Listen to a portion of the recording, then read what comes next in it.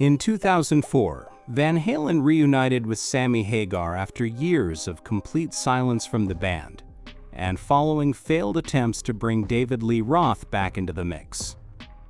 Fans hoped for a revival of the legendary Van Hagar era, but instead of a celebration, the tour turned into a turbulent ride, marked by backstage tension and onstage struggles. For Sammy Hagar, it was the end of the road with Van Halen. And years later, he didn't hold back when reflecting on what happened. In a resurfaced interview from the AXS TV archives, Hagar described the experience in stark, emotional terms. "It was the worst experience of my life," he said. Eddie was completely out of control, lost in alcohol and drugs. I genuinely feared for his life. On stage, things were often chaotic. Hagar recalled moments when Eddie would begin playing the wrong song, or not even recognize what song was next. Sometimes he'd start playing, and I'd look over at Mike and Al.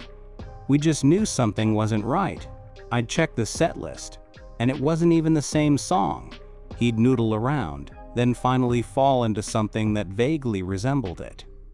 It was tough to watch. At one point, Hagar tried to walk away from the tour. I told them, I can't do this anymore.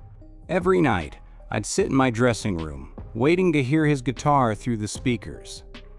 That's how I knew he was even on stage. It was that bad. He was lashing out, treating people horribly. I've never seen anything like it. He once tried to smash a window out of a private jet at 40,000 feet with a wine bottle, but walking away wasn't an option.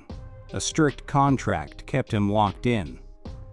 I had signed a deal saying I'd have to repay the band for any losses if I quit, so I stuck it out. But I haven't spoken to Eddie since. That whole experience left a bad taste that stayed with me for years. Thankfully, he eventually got the help he needed.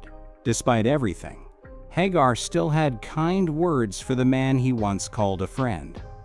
Eddie was a sweet soul, incredibly talented, but he had demons, and sadly, I saw those demons take over. Still, he was one of the best friends I ever had.